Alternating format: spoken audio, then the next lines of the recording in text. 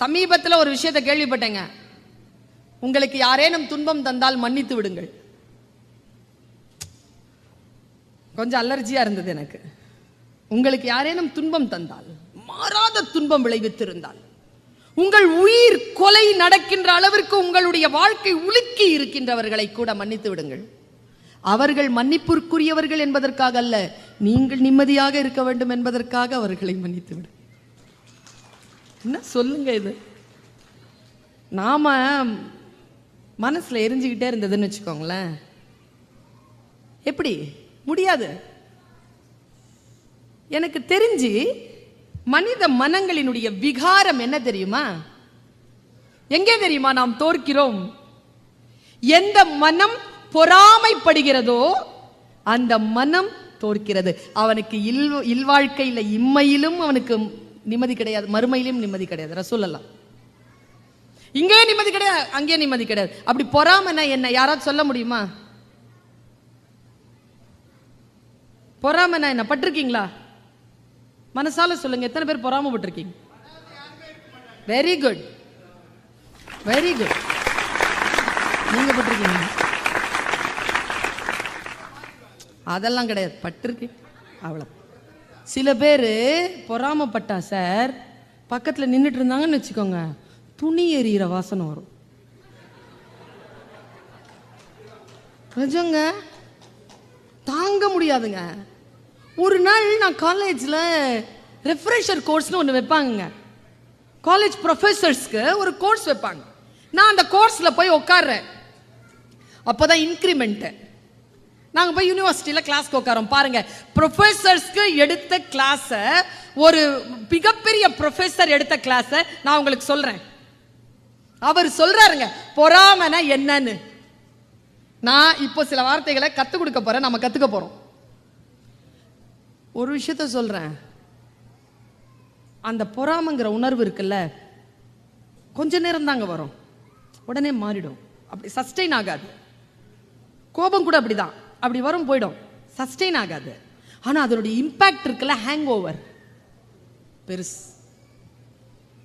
இப்போ பொறாமைப்படுறது அப்படின்னா, பொறாமை அந்த வினாடி படுறோம்ல, அப்படி வினாடியில பொறாமைப்படுறவங்களுக்கு முதல்ல உடல் உறுப்புகளில் பாதிக்கப்படுவது முட்டி.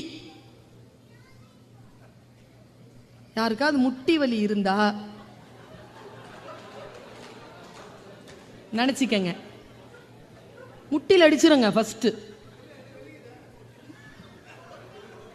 எப்படி வலிக்காம போவோம் உங்களுக்கு? முட்டி தாங்க ஃபர்ஸ்ட் அடிபடும். இங்க அவர் சொல்றார், பாலராவா என்ன ஒரு சைவ பெரியவர். அவர் லாயோலா காலேஜ்ல தமிழ் ப்ரொஃபசர். அவர் தான் எங்களுக்கு கிளாஸ் எடுக்கிறார். அவர் சூப்பரா சொன்னார் பாருங்க. நான் இன்னைக்கு ஒரு விஷயத்த சொல்றேன், அது மனதில் இருக்கக்கூடிய அழுக்குகளை எந்த வார்த்தைகள் விளக்குகின்றனவோ அந்த வார்த்தைகள் இறைவனிடம் இருந்து வந்த வார்த்தைகள். மன அழுக்குகளை நிகழ்த்துவது அவ்வளவு சீக்கிரமா மன அழுக்கு போவாதுங்க. உடம்பு அழுக்கு என்ன வேணாலும் பண்ணிக்கலாம். இன்னொரு விஷயம் சொல்றேன், சாப்பிட்றோம்ல, விஷம் சாப்பிட்டோம்னு வச்சுக்கோங்களேன், சாப்பிட்ட சாப்பாடுக்கு விஷம் முறிவு இருக்குங்க. நீங்க போய் எந்த மருந்து சாப்பிட்டாலும் அந்த மருந்துக்கு முறிவு இருக்குங்க. ஆனா காதுல சில விஷம் விழும் பாருங்க, அந்த விஷத்துக்கு மட்டும் முறிவு இல்லைங்க. என்னன்னு தெரியல, 2 நாளா உன் பொண்டாட்டியை சரி நான் சொன்ன உன் மனசு கேடும், அப்புறமா பேசுறேன். உங்ககிட்ட ஒரு விஷயம் சொல்லணும்பா, நீ நிம்மதியா வேலை செய்ய முடியா, உன் நிம்மதியை ஏன் கெடுப்பானே? சரி போதல்ல, செத்து போலாமேங்க இந்த வார்த்தைக்கு. சொல்லவும் முடியாது, விழுங்கவும் முடியாது.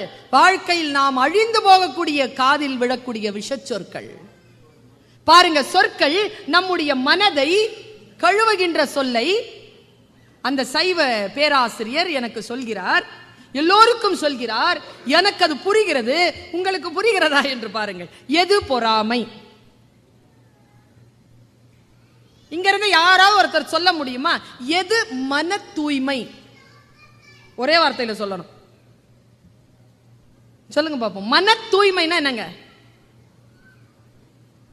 திருடாதது, கொலை செய்யாதது, புறம் பேசாதது, நிறைய லிஸ்ட் இருக்கு. அதெல்லாம் செய்யக்கூடாது. ஒரு வார்த்தையில சொல்லு. மன தூய்மை என்பதே ஒரு குரு சொன்னார். மன தூய்மை என்பது எது தெரியுமா? எந்த மனம் அமைதியாக இருக்கிறதோ அந்த மனம்தான் தூய்மையான மனம். எந்த மனதில் அமைதி இல்லையோ அதில் அழுக்கு படியும். மனதை அமைதியாக வைத்திருப்பது எவ்வளவு பெரிய ரகசியம் இது. கொஞ்சம் யோசிச்சு பாருங்க, பொறுமையா யோசிங்க. இந்த வார்த்தைகள் எல்லாம் உடனே டைஜஸ்ட் பண்ண முடியாது, பெரிய கேப்சூல்ஸ். கொஞ்சம் யோசிச்சு பாருங்க. அமைதியா அடங்கிய மனமே குரு. மனம் அடங்கி யார்கிட்ட இருக்குதோ அவங்க என்ன சொன்னாலும் கேட்கலாம். பொறாமைங்கிறது என்னன்னு சொன்னார் பாருங்க. எனக்கு அதுக்கு முன்னால் நான் பொறாமப்பட்டிருக்கேன், சாட்சி, நான் பொறாமப்பட்டிருக்கேன். ஆனா அது பொறாமை இல்லை அப்படின்ட்டார். அதனால எனக்கு விடுதலை, நான் தப்பிச்சுக்கிட்டேன் அதுல இருந்து. என்னங்கிறது சொல்றேன். பல நேரங்களில் நமக்குள் நடக்கக்கூடிய விஷயங்கள் இதுதான் என்று அறியாமல் நாம் நிகழ்த்தி கொண்டே இருக்கிறோம். அவர் சொல்றார், அப்படி கிறிஸ்டல் கிளியரா விளக்கி சொன்னார். எனக்கு பெரிய ஞானம் வந்து சேர்ந்தது. அவர் சொல்கிறார், ஏ பின்னு ரெண்டு பேரும் பங்காளியாம். அப்ப தெரியும்ல எவ்வளவு பாசமா இருப்பாங்க. பங்காளினா யாரு தெரியும் தானே? அப்பா வீட்டு சொந்தம்லாம் பங்காளி, அம்மா வீட்டு சொந்தம்லாம் தாயாதி. பங்காளி சண்டை தான் பெரிய சண்டை. ஏன்னா சொத்து, பெரிய பெரிய சண்டை. ரெண்டு பேருக்கும் வேறு வேறு இடத்துல பெரிய பெரிய இடங்கள்ல கல்யாணம் நடக்குது. அதே வருஷத்துல ரெண்டு பேருக்குமே ஆண் குழந்தை பிறக்குது. ரெண்டு பேருமே பெரிய பெரிய ஸ்கூல்ல போட்டு பிள்ளைய வளர்க்குறாங்க. பொறாமன்னா போட்டினா அப்படி ஒரு போட்டி வளர்க்குறாங்க. நீங்க வெளிநாடுகள் வாழக்கூடிய தமிழர்கள் இருக்கக்கூடிய பகுதியில் பாருங்களேன், ஒரே மாதிரி வீடு கட்டி வச்சிருப்பாங்க. யாரும் ஒரே இன்ஜினியர் கிடையாது. ஒருத்தனை பார்த்து இன்னொருத்தன் கட்டுறது தான். அப்படியே ஒரே மாதிரியா இருக்கும். டைல்ஸ் கூட மாற்ற மாட்டான், பால்கனி டிசைன் கூட மாறாது. ரெண்டு பேரும் ஒரே மாதிரி வளர்க்குறாங்க. ஒரு நாள் ஏ இருக்கான்ல அண்ணன், அவன் டீ கடையில் நின்று டீ குடிச்சிட்டு இருக்கும் பொழுது விளையாட்டா சொல்லி போட்டானா, என் பையனுக்கு நான் வந்து ஐஏஎஸ் ஆக்க போறேன், ஐஏஎஸ் அகாடமியில சீட் வாங்கிட்டேன். இவன் கேட்டுட்டு இருந்திருக்கான். நேரா போய் அவனும் ஐஏஎஸ் அகாடமியில சீட் வாங்கி போட்டான் உள்ள. ரெண்டு பேரும் ஐஏஎஸ்க்கு படிக்கிறாங்களாம். பால்ராவாயன் சொல்றாரு, ரெண்டு பேரும் ஐஏஎஸ்க்கு படிக்கிறாங்க. ரெண்டு பேரும் பிரிலிமினரி எழுதுறாங்க. ரெண்டு பேருக்குமே ரிசல்ட் வருது. ரிசல்ட் ஒரே நாள்ல வருது, பேப்பர்ல வருது. இப்போ பேப்பரை எடுத்து வச்சிருக்கோம். இப்போ நாம எல்லாரும் தான் ஏ, ஓகேவா? எல்லாரும் சாட்சிக்கு வாங்க. எல்லாரும் ஏ. யாருடைய நம்பரை முதல்ல பார்ப்போம். அவ்வளோ கெட்டவங்க எல்லாம் இல்லைங்க, அவ்வளோ கெட்டவங்களா? நம்மளது பார்ப்போங்க. நம்ம பிள்ளை தான் பார்ப்போம். பிஎல்லாம் பார்க்க மாட்டோம், அவ்வளோ பதட்டம் இருக்கும்ல. நம்ம பிள்ளைது வந்துருச்சா? +2 ரிசல்ட் வருது. ஆகாதவங்க ரிசல்ட் பார்ப்போம் ஃபர்ஸ்ட். நம்ம பிள்ளை ரிசல்ட் தானே பார்ப்போம். +2 சொன்னா புரியுது, ஐஏஎஸ் சொன்னா புரியல பாருங்க. பார்க்குறான் அவன் பிள்ளை பேர் வரல. உடனே என்ன பண்ணுவான்?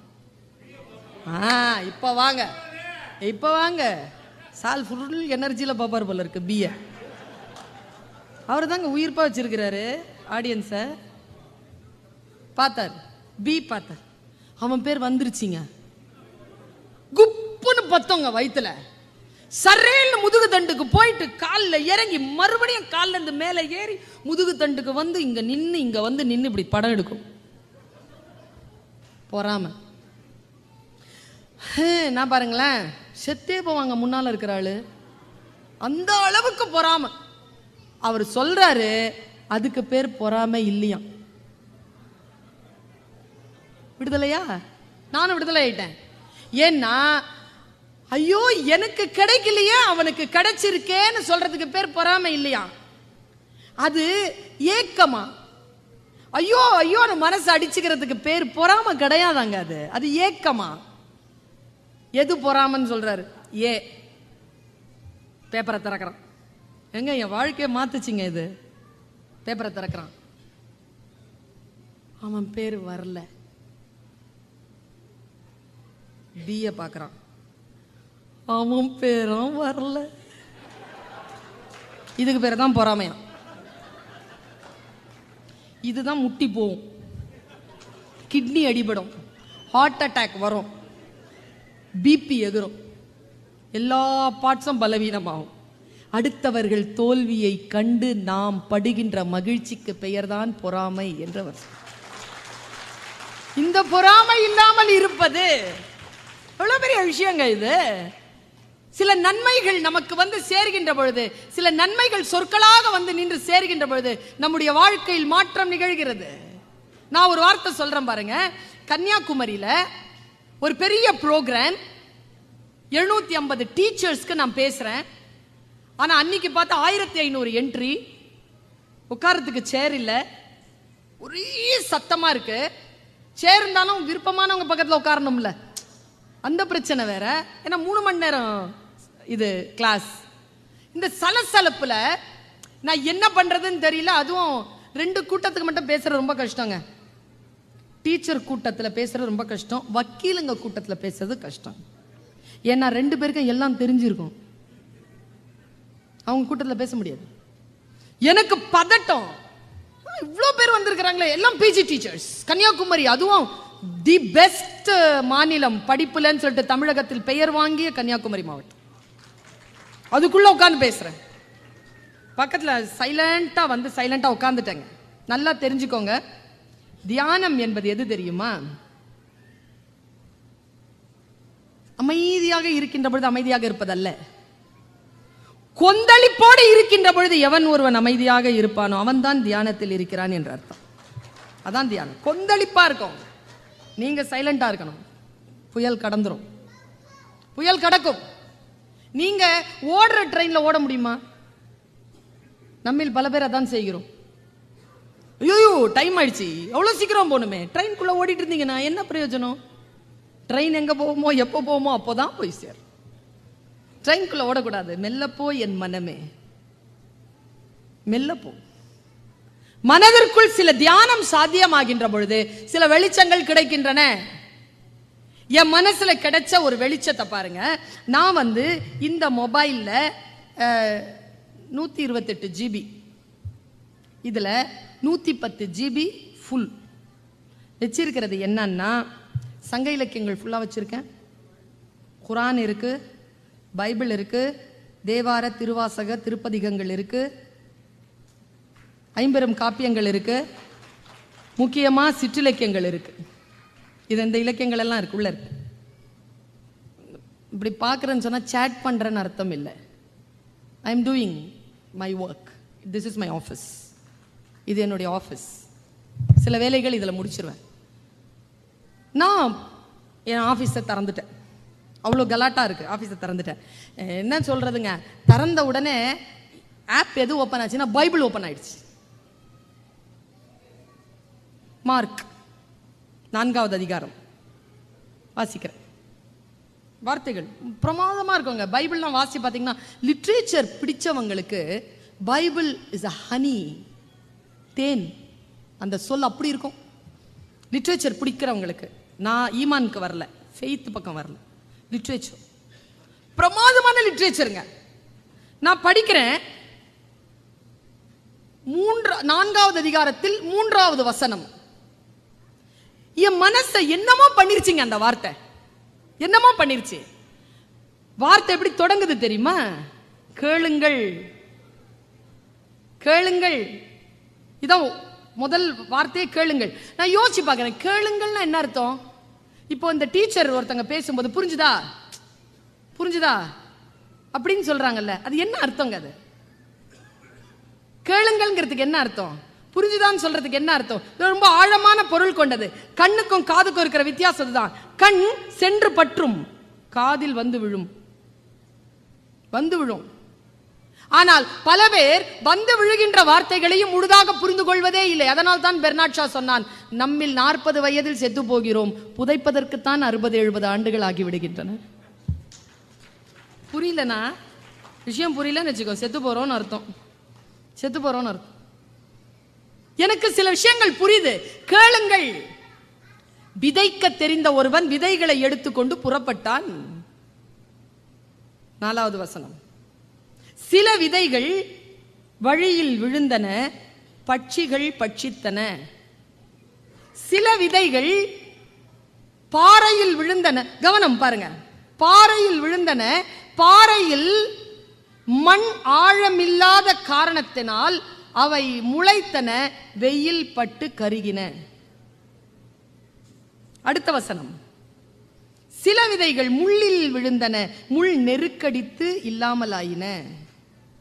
சில விதைகள் நல்ல நிலங்களில் விதைந்தன, 30ஆகும் 60ஆகும் 100ஆகும் போகம் அளித்தன. காது உள்ளவர்கள் கேட்க கடவீர்கள். என்ன அர்த்தம்? கையில் எடுத்துக்கொண்ட விதை என்பது நம் வாழ்க்கை. எங்கே போடுகிறோம்? வழியில் போடுகிறோமா? பறவைகள் பட்சிப்பதற்கு முள்ளில் போடுகிறோமா? அல்லது மண் ஆழம் இல்லாத பாறைகளில் போட்டிருக்கிறோமா? அல்லது நல்ல நிலங்களில் போட்டிருக்கிறோமா? அப்படியே மனசு ஒரு மாதிரி ஒருமிச்சிருச்சுங்க. அப்படியே வேற ஒரு ஷிஃப்ட் பண்றேன் நான். மனசு அப்படி பதறுது, வேற விஷயத்துக்கு ஷிஃப்ட் பண்றேன். ஒரு வார்த்தை வந்ததுங்க, அந்த வார்த்தைக்கு நான் தமிழ் படித்தவள், எனக்கு வார்த்தைகள் புரியணும். வார்த்தைகள் புரியலன்னா மனம் கலங்கிறோம். எனக்கு புரிவதற்காக தானே சொற்கள். தொல்காப்பியம் சொல்லுகிறது அல்லவா, எல்லா சொல்லும் பொருள் குறித்தனவே. பொருள் புரியணுங்க. சொல் சொன்னா அதற்கான பொருள் புரியணும். பொருள் புரியலன்னா சொல்லுக்கு அர்த்தம் இல்லை. சொல்லி பயன் இல்லை. ஒரு வார்த்தை வந்ததுங்க, என் வாழ்க்கை உலுக்கிய ஒரு வார்த்தை. அந்த பைபிள் வாசகம் சொல்கிறது, உள்ளவனுக்கு தரப்படும், இல்லாதவனிடம் இருந்து உள்ளதும் எடுத்துக்கொள்ளப்படும். நாம அப்படி இல்லைல்ல.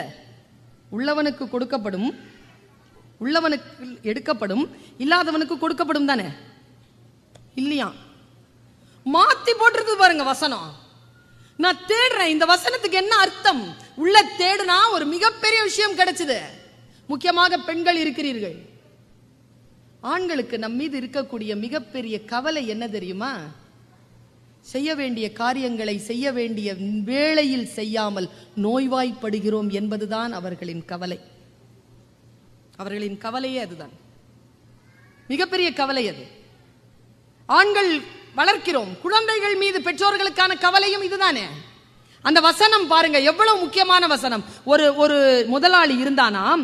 அவன் தனக்கு கீழே இருக்கின்ற 3 பேரை அழைத்து, ஒருவங்கிட்ட 4 காசு, ஒருத்தங்கிட்ட 2 காசு, ஒருத்தங்கிட்ட 1 காசு சொன்னானா. நான் பேசுறது பைபிள். ஒருத்தங்கிட்ட 4 காசு, ஒருத்தங்கிட்ட 2 காசு, ஒருத்தங்கிட்ட 1 காசு கொடுத்துட்டு, நான் போயிட்டு வரதுக்கு கொஞ்சம் நாள் ஆகும், நீ இந்த காசை வச்சுட்டு ஏதாவது செய்யின்னு சொல்லிட்டு போயிட்டார். திரும்பி வரார் 3 மாசம் கழிச்சு. 4 வச்சிருந்தவன் அதை வியாபாரத்துல போட்டு 8 ஆக்கி இருந்தானா. 2 வச்சிருந்தவன் 2 போட்டு 4 ஆக்கி இருந்தானா. அந்த 4 காசை 8 ஆக்கி இருக்கிறவனை கூப்பிட்டு அந்த ஆண்டவர் சொன்னாராம், நான் கொஞ்சமாக கொடுத்தேன், நீ இரட்டிப்பாக்கினாய், உன்னை சகல விஷயங்களுக்கும் அதிகாரியாக்குவேன்னாராம். 2 காசு கொடுத்ததை 4 ஆக்குனான்ல, நான் இன்னும் கொஞ்சமாக கொடுத்தேன், கொடுத்ததை நீ இரட்டிப்பாக்கி இருக்கிறாய், உனக்கு சகல விஷயங்களுக்கு மேலும் அதிகாரியாக்குவேன். இந்த 1 ரூபா கொடுத்தவனை கூப்பிட்டாரா, என்னப்பா பண்ணனு? சார், நீங்க பாட்டுக்கு 1 ரூபா கொடுத்துட்டு போயிட்டீங்க, நீங்க வேற கோவக்காரர், நீங்க கொடுத்த காசை போய் நான் தொலைச்சிட்டேன்னா என்ன பண்றது? அதனால ஒரு மண்ணில் புதைச்சி வச்சுட்டேன், இருங்க எடுத்துட்டு வரேன். நேராக கொண்டு வந்து அந்த 1 ரூபாய் திருப்பி கொடுத்துட்டானா. அப்போ அந்த முதலாளி சொன்னாராம், நீ உன் சோம்பேறித்தனத்தை மறைப்பதற்கு நான் கோபக்காரன் என்றும் நான் பட்டயத்தை எடுப்பேன் என்றும் என் மீதா பழி சொன்னாய், உன்னிடமிருந்து இருப்பதையும் எடுத்துக்கொள்கிறேன்னு எடுத்துக்கிட்டாராம். பாருங்க, உண்மையும் முயற்சியும் உழைப்பும் இருக்கின்றவர்களுக்கு கொடுக்கப்படும், இது இல்லாதவனிடம் இருந்து இருப்பதும் எடுத்துக்கொள்ளப்படும். வாழ்க்கையில் நமக்கு கிடைக்க வேண்டிய ஞானம், கிடைக்க வேண்டிய மிக உன்னதமான விஷயங்களை எங்கே இருந்தாலும் அதை வாங்கி போட்டுக் கொள்ளுங்க. நான் சமீபத்தில் ஒரு குறள் படித்தேன். அந்த குறள் மீது எனக்கு பெரிய கேள்வி. எனக்கு ஒரு விஷயம் புரியல, நம்மில் எத்தனை பேருக்கு சில வாசிப்புகளில் கேள்வி பிறக்கிறது. லாஜிக்கா சில கேள்விகள் பிறக்கணும். சில கேள்விகள் பிறந்தால் சில பதில்கள் நமக்கு கிடைக்கின்ற பொழுது நமக்கான வாழ்க்கை வெளிச்சத்தின் பாதையில் செல்கிறது. நான் ஒரு குறள் சொல்லிடுறேன், என்ன ரொம்ப பாதிச்ச குறள். குறளே மிக அற்புதமான விஷயங்க. நம்ம அதை மனப்பாட பகுதியில் போட்டோமா, தமிழ் வாத்தி எப்படியும் 100 மார்க் கொடுக்க மாட்டான், 98 தான். அதுல அந்த 2 மார்க் இருக்குல்ல, 40 குறளை மனப்பாடம் பண்ணி 2 மார்க் கொடுப்பான். பார்த்துருக்கீங்களா? அதுல பிள்ளைங்க சாய்ஸ்ல விட்டுரும். எதுக்கு அதை பாட்டு மனப்பாடம் பண்ண வேண்டியது? அது மனப்பாடம் பண்றதுக்கு இல்லைங்க, குறள் எல்லாம் வாழ்க்கைக்கான வழிங்க. அது வான்மறை. என்ன அற்புதமான விஷயங்கள் தெரியுமா? அதுல ஒரு வார்த்தை இருக்கு, எனக்கு கேள்வி வந்த ஒரு சொல், தமிழ் மன்றம் என்பதனால் சொல்லுகிறேன். அறிவினால் ஆகுவது உண்டோ? அடுத்த வார்த்தை தமிழ் வாத்தியார்கள், அறிவினால் ஆகுவது உண்டோ, பிரிதி நோய் தன் நோய் போல் போற்றா கடை. கொஞ்சம் யோசிச்சு பாருங்க, உண்மையா சொல்லுங்க, உங்க துக்கத்தை என் துக்கமா நான் நினைக்கணும்னா எனக்கு அறிவு வேணுமா, அன்பு வேணுமா? எது இருக்கணுங்க? அப்ப அன்பினால் ஆகுவது உண்டோ தானே, ஏன் அறிவினால்னு போட்டான்? நமக்கு பல நேரங்களில் புரியறது இல்லைங்க. நான் ஒரு விஷயத்த சொல்றேன், மறுபடியும் பர்சனலான விஷயமான்னு யோசிக்காதீங்க. அப்பா 2 வருஷத்துக்கு முன்னால காலம் ஆயிட்டார். எங்க அம்மா காயல்பட்டினத்துக்காரங்க, திருநெல்வேலி. அவங்களுக்கு இருக்கிற குணம் என்ன தெரியுமா? அந்த ஊர் பொம்பளை பிள்ளைங்களுக்கு இருக்கிற குணம் என்ன தெரியுமா? சாவானும் சாவாங்களே தவிர புருஷன் கஷ்டத்துக்கு நகையை தரமாட்டாங்க. முதல்ல அந்த கஷ்டத்துக்கு நகைய ஆம்பளைங்க கேட்க மாட்டாங்க, அப்படி வச்சிருப்பாங்க, மனமா வச்சிருப்பாங்க, முழுக்க அலங்காரம் பண்ணி. எங்க அப்பா காயல்பட்டத்துக்காரர் இல்ல, அதனால நகை கேட்பார். ஆனா எங்க அம்மா காயல்பட்டத்துக்காரி, அதெல்லாம் நகை கொடுக்காது, ஃபுல்லா போட்டு வச்சிருக்கோங்க. இவ்வளவு தூரம் கழுத்துல அதுல நிறைய போட்டு வச்சிருக்கோம். அப்படியே எவ்வளவு வறுமை இருந்தாலும் அதை கொடுக்கவே இல்லை. ஒரு 6 மாசத்துக்கு முன்னால எங்க அண்ணன், நான், என் தங்கச்சி, எங்க அக்கா, என் தம்பி எல்லாரும் உட்காந்துருக்கோம். நல்ல வேளை புருஷமார்கோ பொண்டாட்டிமார்கோ கூட இல்லை, அம்மா மட்டும் உட்காந்து நாங்கள் பேசிட்டு இருக்கிறோம். மற்றதெல்லாம் வெளியில போயிருக்குது, உள்ள கிச்சன்ல இருக்கு. என்ன மாதிரி நாங்கள் 5 பேர் உட்காந்து அம்மாட்ட பேசிக்கோம். அம்மா ஒரு டிக்ளரேஷன் கொடுத்தாங்க. நேற்று இர்ஃபான் பாய் முன்னாலையும் அதை சொன்னாங்க. மக்கால கடந்து போயிட்டார் அவர். என்ன சொன்னாங்க? என் நகையெல்லாம் சுல்தானாவுக்கு தான். நிறையங்க, ஏங்க உங்களுக்கு இவ்வளவு வைத்தறிச்சல்? பராமப்படக்கூடாதுன்னு இப்போதானே சொல்லி கொடுத்தேன். எல்லாம் என் அண்ணல இதே மாதிரிங்க, அந்த ஆரஞ்சு சொக்காக்காரர் மாதிரியே ரியாக்ட் பண்ணிச்சு எங்க அண்ணன். என்ன தெரியுமா சொன்னாரு? ஏன் நல்லா இருக்கே அப்படின்னாங்க. என் அக்கா இல்ல, இதெல்லாம் நல்லா இல்லம்மா, என் தங்கச்சி தான் அடிச்சுது சூப்பரா. அக்கா அம்மா சும்மா சொல்றாங்க, தங்கச்சி. என் தம்பியில அதெல்லாம் நான் விட்டு கொடுக்க மாட்டேன். எங்க அம்மா சொன்னாங்க, அவளுக்கு தான் இங்க பாரு, ஆம்பளைங்க சொத்துக்கு தான் எல்லாமே, இவளுக்கு கொடுக்கணும், அவனுக்கு கொடுக்கணும், அவனுக்கு கொடுக்கணும். பொம்பளை சொத்து இஸ்லாத்துல யாருக்கு விரும்புறாங்களோ அவங்க அவங்களுக்கு கொடுத்துட்டு போகலாம், எங்களுக்கு எந்த தடையும் இல்லை. இது என் அப்பா வீட்டுல இருந்து நான் கொண்டு வந்தது, இது அவளுக்கு தான் சொன்னாங்க. திருப்பி திருப்பி சொல்றேன், சொன்னாங்களா? இதுல எங்க தெரியுமா, என் அண்ணன் தாங்க ஒரு கேள்வி கேட்டான், ஏன் ஏன் அவளுக்கு மட்டும் ஏன்? எங்க அம்மா தந்த பதில் சொல்றேன். சின்ன வயசுல இருந்து நான் அவளை பார்க்கறேன். அவ ரொம்ப அன்பான பொண்ணு. என்னை அவ எப்பவுமே அவமரியாதைப்படுத்தினதில்லை, என்னை கோவப்படுத்தினதில்லை. ஒரு நாள் தம்பி பிறக்கிறதுக்கு அப்புறமா ஆப்ரேஷன் ஆயிருக்கு அம்மாக்கு. ஒரு பீரோவை ஏதோ தள்ளிட்டு இருக்கிறாங்களாம். நான் 4.5 வயசு பிள்ளை விளையாடிட்டு இருக்கிறேன். விளையாடிட்டு இருக்கிற உடனே எல்லாரும், எங்க அப்பாவும் அதை பார்த்து கடந்து போனாராம். நல்லா கவனிங்க, அப்பா அதை பார்த்து கடந்து போனாராம். விளையாடிட்டு இருந்தேன்னா ஓடி வந்து எங்க அம்மாவுக்கு பக்கத்துல நின்று அந்த இரும்பு பெட்டியை நானும் தள்ளனா. அப்போத்துலேருந்து நான் அந்த குழந்தைய கவனிக்க ஆரம்பிச்சிருக்கேன். அவ எப்பொழுதும் நான் எந்த கஷ்டமும் பட்டதை அவ அனுமதிச்சதில்லை, எந்த வெயிட்டையும் அவ என்னை தூக்க விட்டதில்லை. சொல்லிட்டு சொன்னாங்க, எந்த ஒரு குழந்தை பெற்றோரின் கைகளில் இருந்து எடையை சுமையை தன் கைக்கு மாற்றிக்கொள்ளுமோ அந்த குழந்தை முதிர முதிர பெற்றோர்களை கவனித்து கொள்ளும். எந்த பெற்றோர் தன் குழந்தைகள் சுமை தூக்கிவிடக்கூடாது என்று ஓடி ஓடி போய் சுமைகளை தூக்குகிறீர்களோ, நீங்கள் சாவும் வரைக்கும் அந்த குழந்தையை நீங்கள் தான் பார்த்து கொள்ள வேண்டும். இப்ப புரியுதா? அன்பாக இருப்பேன். பெற்றோரிடத்தில் அன்பாக இருப்பது புத்திசாலித்தனம். சொத்து கிடைக்கும். அதை விட அதிகமானது அவர்களின் துவா கிடைக்கும், அவர்களுடைய ஆசீர்வாதம் கிடைக்கும் என்பதுதான். அறிவினால் ஆகுவது உண்டோ பிரிதின் நோய் தன்னோய் போல் போற்றாக்கடை. அடுத்தவர்கள் துன்பத்தை தன் துன்பம் போல் நினைப்பது. மனிதர்களே, அதை அன்பு என்று நினைக்காதீர்கள். அதுதான் அறிவு, அதுதான் புத்திசாலித்தனம். புத்திசாலிகள் தான் அன்பாக இருக்கிறார்கள், புத்தி அற்றவர்கள் தான் சூழ்ச்சி செய்கிறார்கள். ஓஷோ சொல்கிறார், நுண்ணறிவாளர்கள் சூழ்ச்சி செய்வதில்லை. வீட்டில் போய் யோசிச்சு பாருங்க இந்த சொல்ல. நுண்ணறிவாளர்கள் சூழ்ச்சி செய்வதில்லை. சூழ்ச்சி செய்ய புத்திசாலித்தனம் தேவையில்லை. புத்தி உள்ளவர்கள் சூழ்ச்சியை ஏற்க மாட்டார்கள். புத்திசாலித்தனமே போதுமானது. புத்திசாலித்தனம் போதுமானது. சூழ்ச்சி அவசியமே இல்லை என்பதுதானே புத்தி. புத்தியோடு வாழ்க்கையை வாழக்கூடிய